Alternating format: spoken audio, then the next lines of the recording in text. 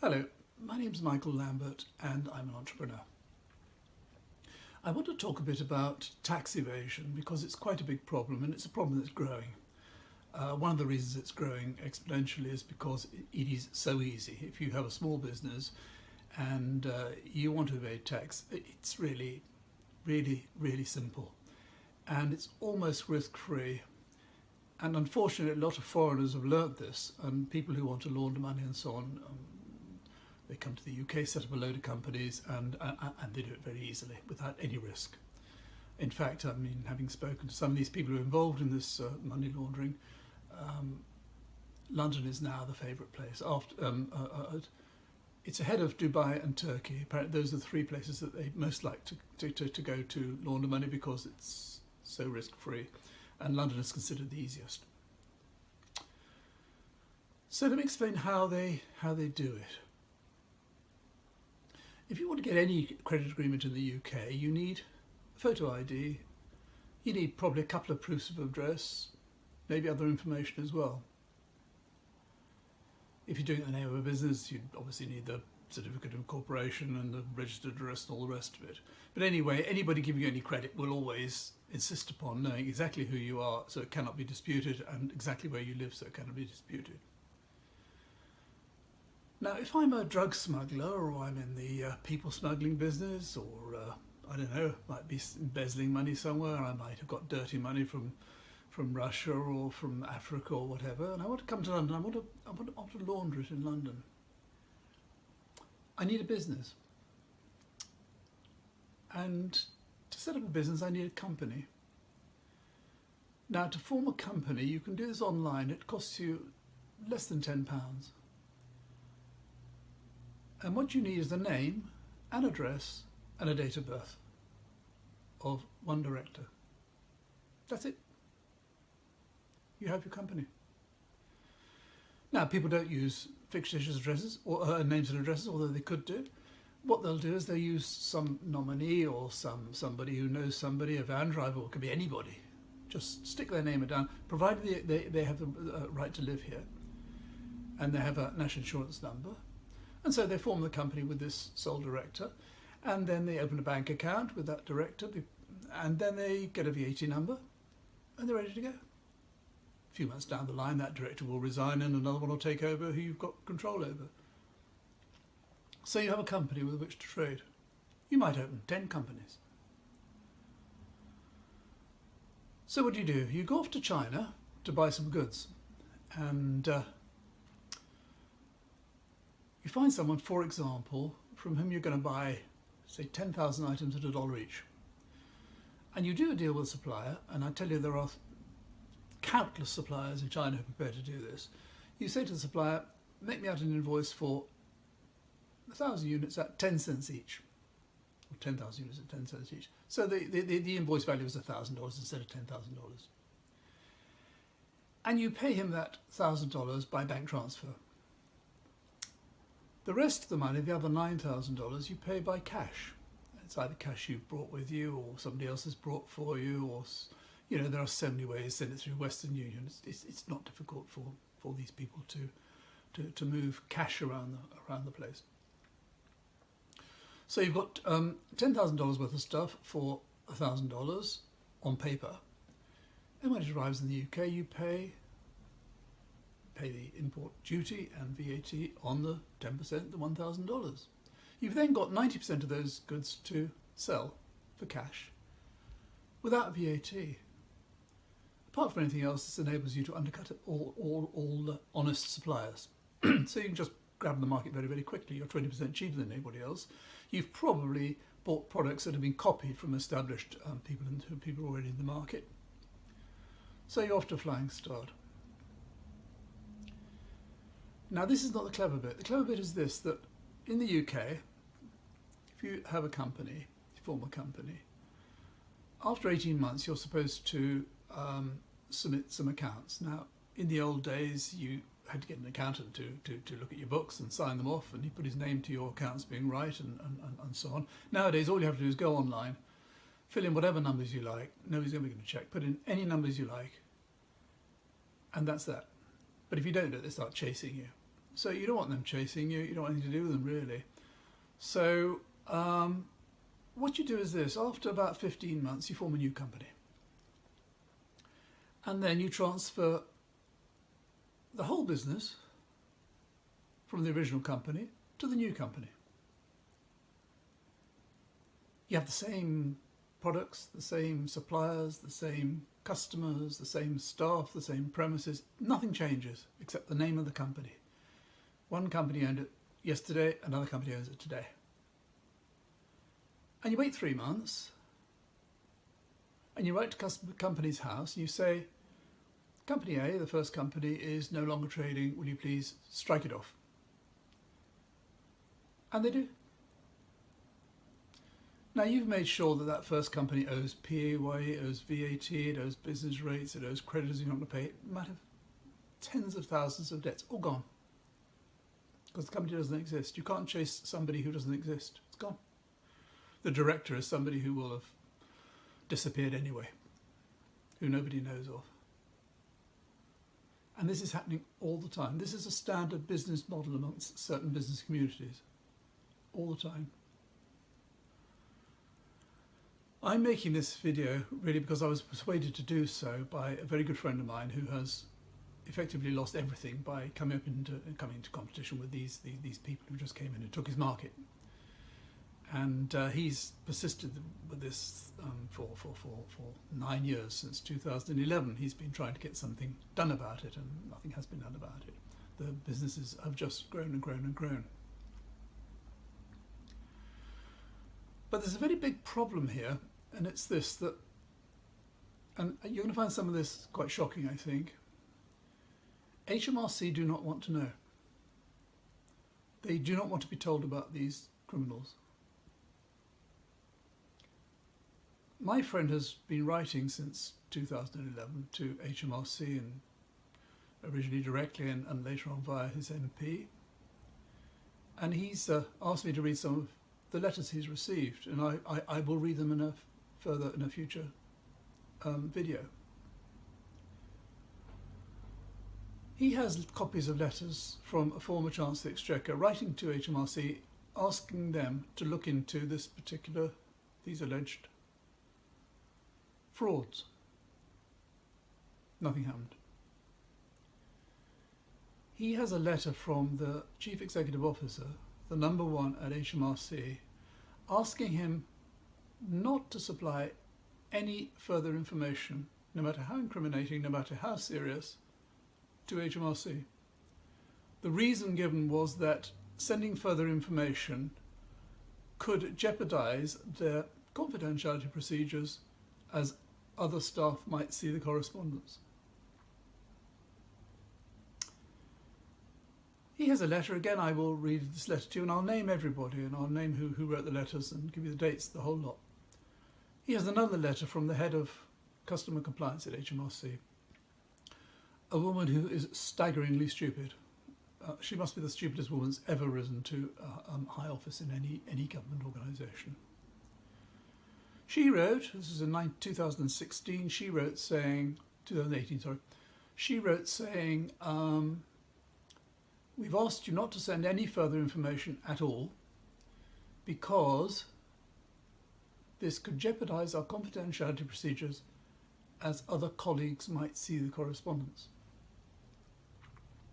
I will read you a letter from a senior Treasury Minister in which he wrote, HMRC have a strict legal obligation to maintain confidentiality and to protect the identity of their sources. But they may have difficulty in doing so if people write to different addresses within HMRC, and this is why they have asked you not to provide them with any further information. Bear in mind, throughout this criminal empire has just been growing and growing and growing. When my friend's MP wrote back to the minister and saying this is utter nonsense, how can you write such rubbish? The minister wrote back, explaining in great detail that there was no question that HMRC maintained absolute confidentiality and protected all data. But the reason they'd asked not to be sent any further data was because the wrong person at HMRC might see it. So that's three of them. The CEO, Head of Customs Compliance, Treasury Minister, all saying, don't send us information because the wrong person might see it. It's like the Commissioner of Metropolitan Police saying, don't send us information about serial killers, don't send us any evidence because the wrong policeman might see it. What of course it meant was that HMRC had decided, for whatever reason, which we will discuss in further emails, further videos, they had obviously decided not to investigate. Why would you ask not to be told anything about something that you were going to investigate? I will also explain to you how my friend has sent evidence, actual evidence, in the form of hundreds of photocopies of illegal cash sales invoices to the CEO, Head of Compliance, and all of the commissioners, and 4 of the non-executive directors of HMRC, all by registered post over a period of about 15 months, during which time the crime was continuing. And it is these invoices are from a very, very small player in this game. There are much bigger players, but they did show that this particular supplier was responsible for tax evasion, VAT evasion of somewhere around 300,000 a year. Now, people go to prison for that. So there's a very serious problem, and there's a very serious question as to why HMRC are so determined not to know about crimes that are going on, tax evasion that's going on, which everybody knows about, which those who are perpetrating them don't even try to hide. Whenever challenged or threatened, these people say, HMRC will never touch us. The government will never touch us. They know what we're doing.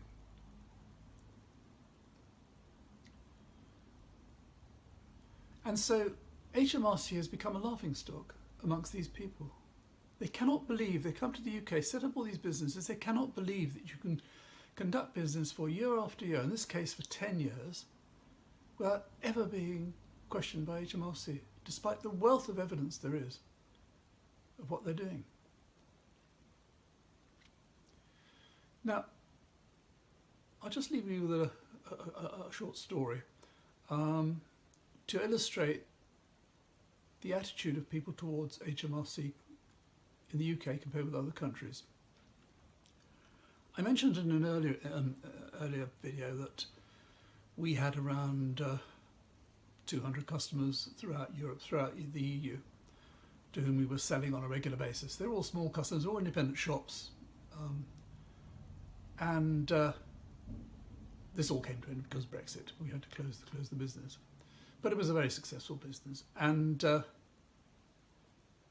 what used to happen, for example, in Paris, and I had this experience many times, because I would go to see these people to collect money perhaps, or to collect orders or whatever, or just say hello.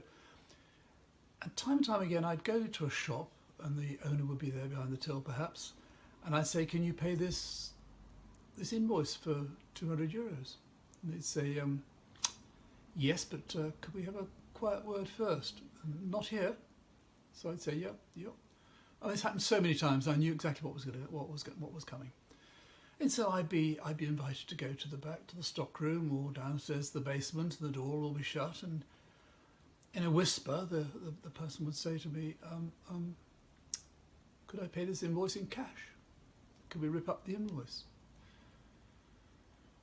Now, I, being about as stupid as you can be, always said no. I was concerned about what effect it would have on my stock if I had some stuff being sold for cash, and besides which I didn't really want to become I didn't want to go down that route. Had I done so, I would have been much better off, and I'd have taken hundreds of thousands of euros over a 20-year period, which HMRC would never know about.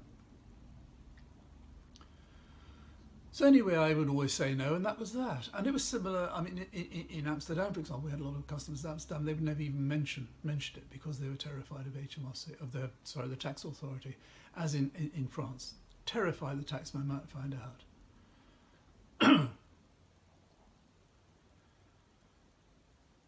I had a customer in the UK about 3 or 4 years ago. He owed me £600. And he wouldn't pay it. It got to about 6 months, and I phoned him up, and eventually I spoke to him, and I said, can you pay me my money? So he said, yeah. Come to the shop on Saturday. He had a warehouse in the East End. He was selling clothing and stuff, and fabrics. Come to the warehouse on Saturday. I'll be there all day. It's our busy day, and I'll pay you then. So I fine. I was about to put the phone down. He said, but I'm not paying the VAT. So I said, well, what do you mean you're not paying the VAT? He said, I'm not paying the VAT. He said, if you want your money, I'll pay you, but I'm not paying the VAT. Now, I knew that by this time, so 6 months is gone, he's claimed back the VAT. I've already paid it. So nonetheless, I went round on the Saturday afternoon. I waited till the shop was absolutely full of people. There were about 15 or 20 customers there, had 5 or 6 staff. And I went up to him, and he happened to be on the till. I went up to him, I said, I've come for my money. He said, without lowering his voice at all, he said, okay, I'll pay in a minute, but I'm not paying the VAT. So I thought I'll make a bit of a scene. So I stood back right in the middle of the shop, and I said in a very loud voice, so you're asking me to help you defraud HMRC. Now I thought he'd be terrified. I thought he'd say, shush, shush, shush, no, please, okay, I'll pay, please be quiet. Instead of that, he shouted across the whole shop for everyone to hear, I am not paying VAT, I don't pay VAT, you don't pay VAT, nobody does, everybody's fiddling their tax, so don't come in here talking about VAT, I'm not paying it. He said, if you want your money, I'll pay you, but no VAT. He said, if you don't like it, leave. In front of everybody. 25 people would have heard it. No concern whatsoever that it might get back to HMRC and he's not paying VAT. So I sued him and I got judgment, nothing happened. So I sent the bailiffs around. This cost me another £300 or £400. By this time, the £600 had got to sort of £1,200. Bailiffs arrived at the shop, went up to the till, and who should be on the till but this guy's brother. So the bailiffs produced their warrant and said, we've come to distrain, we've come to take goods away. Here's our documentation. And the guy behind the till, the brother, got out a certificate of incorporation for another company and said, no, that company doesn't exist anymore. This is the new company. Everything in the shop belongs to the new company. So the bailiffs left. 3 weeks later, I noticed that he'd written to Companies House asking for the company to be dissolved. So I wrote to Companies House. I said, look, this guy owes me money, I've got judgment and so on. Also, he's been trading within 3 month period, which is the 3 months gap you've got to have before you can ask for a company to be dissolved. And they wrote back saying, we can't really deal with this sort of thing, but we'll delay striking the company off for 3 weeks should you wish to go to the police or HMRC. In fact, a lot of good that would do. So that was it. I've no idea how much money the first company owed. I'm not quite sure it would have owed VAT and PAYE. All gone. And there's this guy's brother running the new company. That's how easy it is. That's how easy it is. And HMRC insist they do not want to know. So there's some big problems here. There's some big questions that need to be asked about HMRC and their excessive power, the fact that they can decide who to investigate, who not to investigate. They can turn a blind eye to anything they want to turn a blind eye to. And there are obviously all sorts of questions about why they should decide to. And those are all things that I will cover in future videos. But that's it for today. Thank you very much for watching, and until next time, bye-bye.